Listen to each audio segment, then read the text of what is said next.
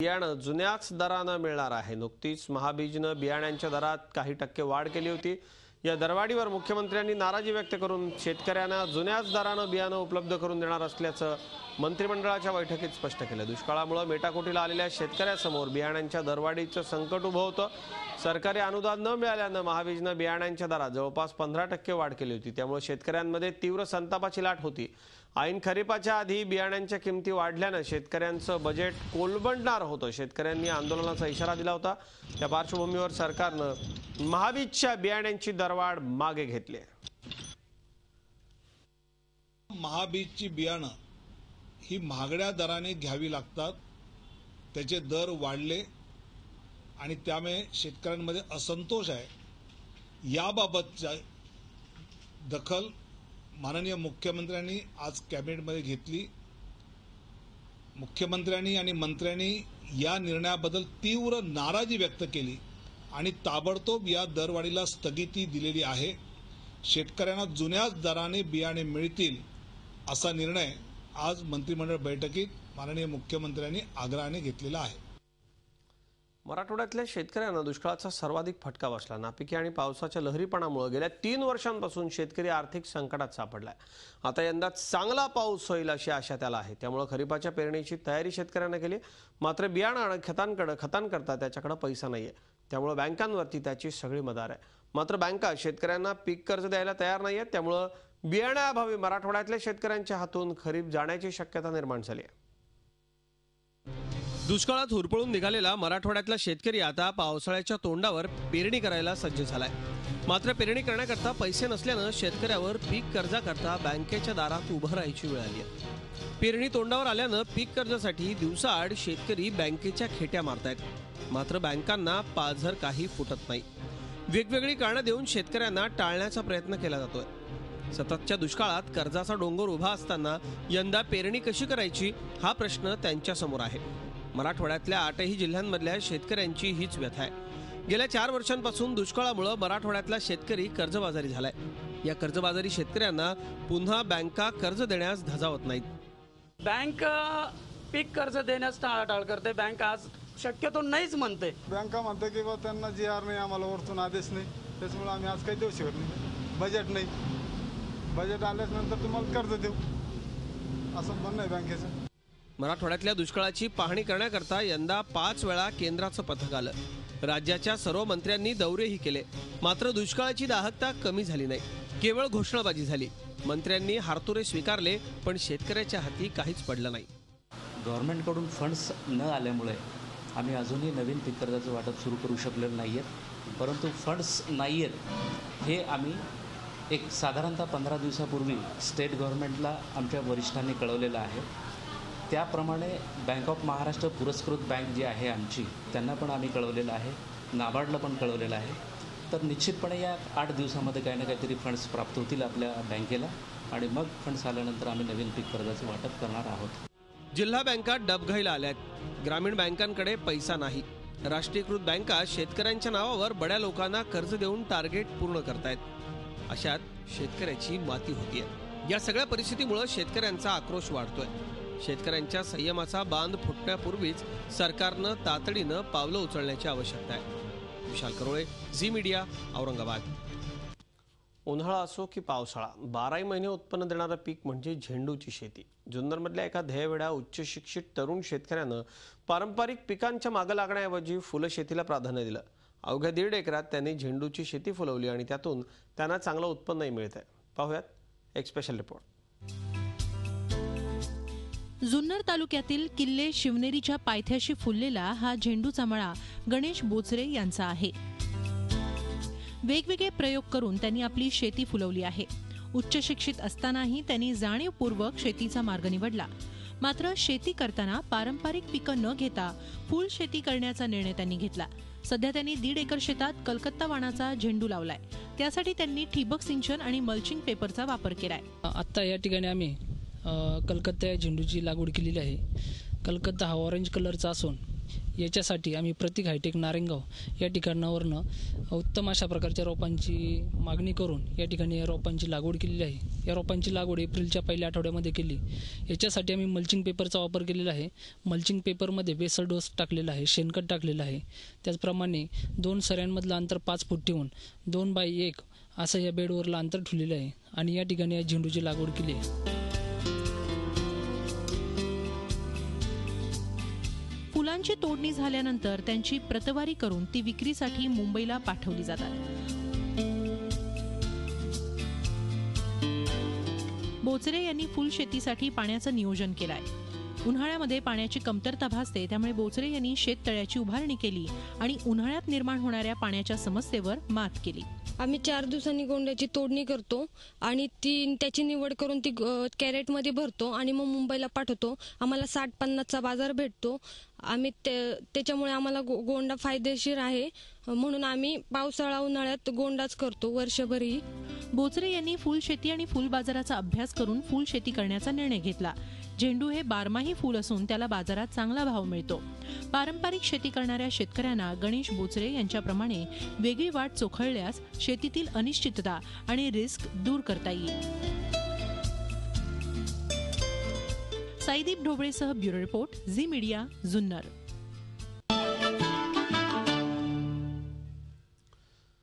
पारंपरिक शेतीला फुलं आणि फळबागेची जोड दिल्यास शेतीतला तोटा कमी व्हायला मदत होते, म्हणून आज अनेक शेतकरी फुलं आणि फळबाग लागवडीकडे वळू लागलेत।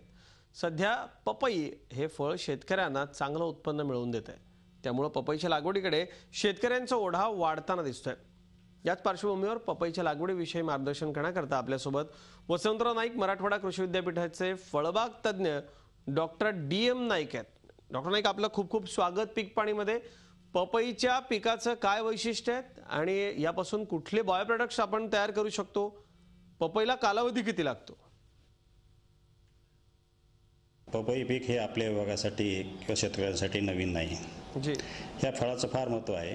या फळामध्ये जे काही आपल्याला डोळ्याचं आरोग्य राखण्यासाठी जीवनसत्व लागतात, त्यापैकी जीवनसत्व A भरपूर प्रमाणात आढळून येतं।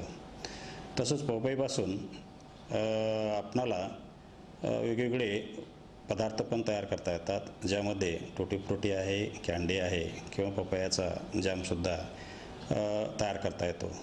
या सर्व पदार्थांना मार्केटमध्ये किंवा बाजारात भरपूर असं मागणी आहे। आताच आपण म्हटल्याप्रमाणे पपईला पाणी भरपूर लागतं, पण यावर्षी हवामान खात्यानं एक भाकीत केलेलं आहे की 106 ते 109% पाऊस मराठवाडा विभागात होऊ शकतो आणि पपई हे पीक हे फक्त 2 वर्षाचं आहे। 2 वर्षात संपून जातं आणि शेतकऱ्यांना भरपूर उत्पन्न निघतं। प्रश्न एवढाच आहे, पपई पिकाला पाणी भरपूर लागतं, म्हणून पपईची लागवड यावर्षी शेतकऱ्यांनी केली तर मला वाटतं ते किफायतशीर राहील। आणि त्यातल्या पपई लागवड करताना शेतकऱ्यांनी एक विचार करायला पाहिजे की रमजान ज्या महिन्यात येतो अशा बेतानं पपईची लागवड करायला पाहिजे, जेणेकरून रमजान महिन्यात फळं काढणीस तयार होतील आणि शेतकऱ्यांना भरपूर उत्पन्न भेटेल।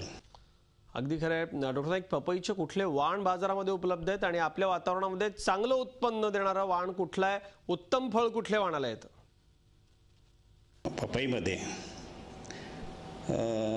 जे काही शासकीय माध्यमं आहेत किंवा संशोधन संस्था आहेत आणि काही खाजगी संस्थेनं सुद्धा पपईचे किंवा प्रायव्हेट कंपनीचं सुद्धा पपईमध्ये संशोधन करून विविध वाण आणि संकरित वाण विकसित केलेलं आहे।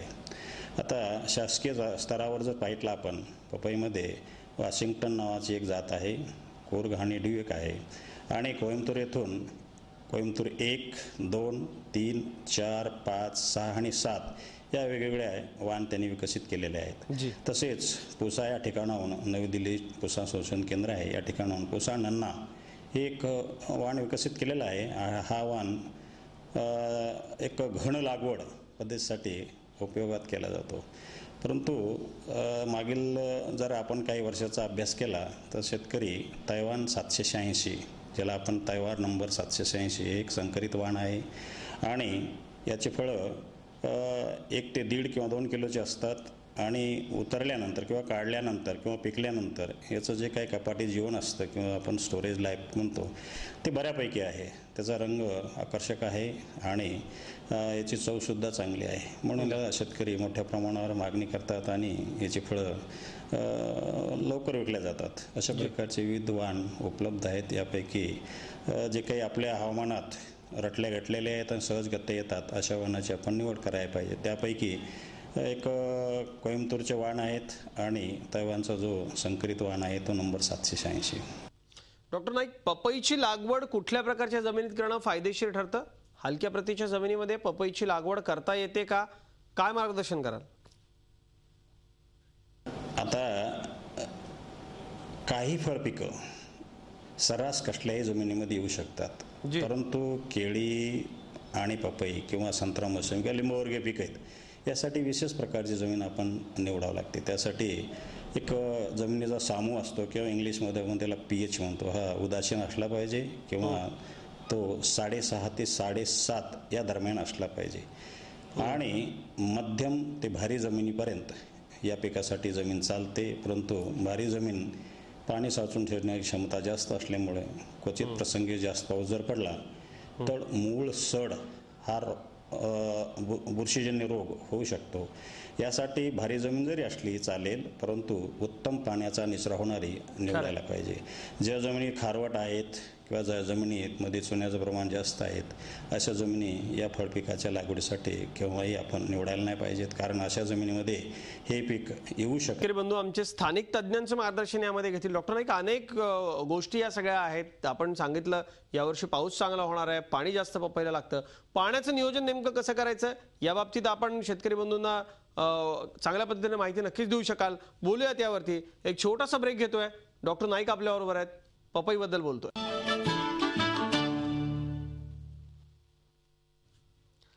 आणि डॉक्टर नाईक आपल्याबरोबर आहेत. आपण पपई या पिकाबद्दल आज चर्चा करतोय, बोलतोय. डॉक्टर साहेब, पाण्याचं नियोजन पपईच्या बाबतीमध्ये खूप महत्त्वाचं ठरतं. आपण जसं ब्रेकला जाण्यापूर्वी बोलत होतो, पाणी नियोजन कसं करायला हवं? पपईला अतिशय जास्त पाणी लागतं.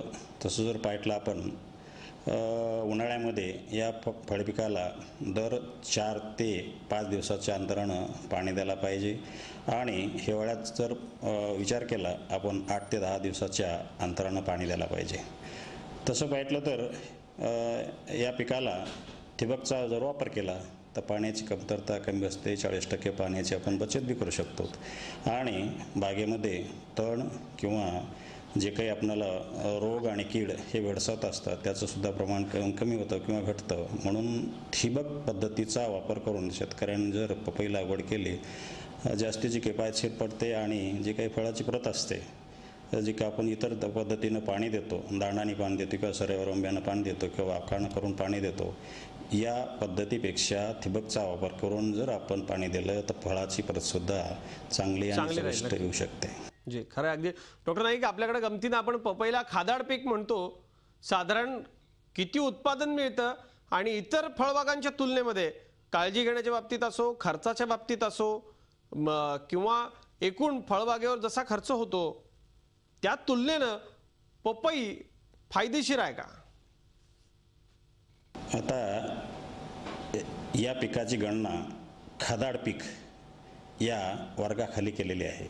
जे खादाड पिकं असतात ते उत्पादन क्षम असतात आणि पपईला जितकं आपण जास्तीत जास्त आपण मेहनत घेऊन त्याचं योग्य असं तंत्रज्ञान वापरून जर आपण पपईची लागवड केली तर एका झाडापासून आपल्याला एक 70 ते 80 फळं मिळतात किंवा आपल्याला 100 किलो प्रति झाड फळं मिळू शकतात. आणि एका हेक्टरमध्ये कमी जास्ती अंतरावर अवलंबून असतं 1600 ते 1700 झाड बसतात.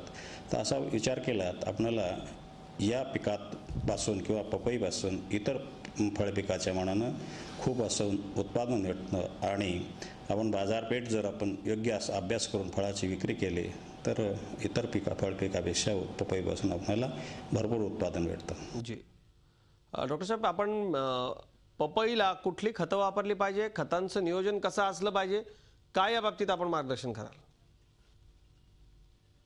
आता उत्पादन जास्त मिळतं त्या अर्थी या पिकाला खतंसुद्धा जास्त लागतात. खरं कारण ज्या ठिकाणी इतर फळपिकं घेतो त्या ठिकाणी आपण कमी जर खत दिले किंवा थोडी लई निष्काळजी झाली खतामध्ये तरी काही एवढा परिणाम होत नाही. परंतु पपईमध्ये पहिला, तिसरा, 5वा आणि 7वा या आठवड्यानंतर किंवा या आठवड्याने 50 नत्र, 50 ग्राम स्फुरद आणि 50 ग्राम पालाश द्यायलाच पाहिजे. याच्यामध्ये हायगर केली तर उत्पादनावर अनिष्ट परिणाम होतो. पुन्हा मी तुम्हाला सांगू इच्छितो की लागवडी केल्यानंतर पहिल्या आठवड्यात नत्र स्फुरद पालाश 50-50 ग्राम प्रति झाड, तिसऱ्या आठवड्यात 50-50 ग्राम नत्र स्फुरद पालाश प्रति झाड, तसंच 5व्या आणि 7व्या असं खत आपण नियमित द्यायलाच पाहिजे. आणि इथून पुढं 7व्या महिन्यापासून 4 महिन्याच्या अंतरानं किंवा इंटरव्हलनं खताच्या मात्रा अशाच प्रकारे द्यायला पाहिजे जेणेकरून आपल्याला उत्पादन भरपूर भेटतं.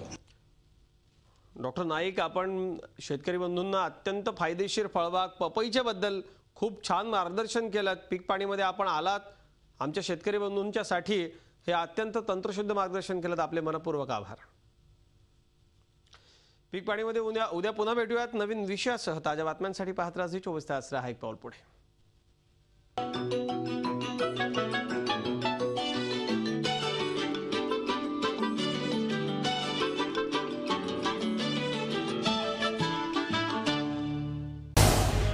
झी 24 तास रहा एक पाऊल पुढे.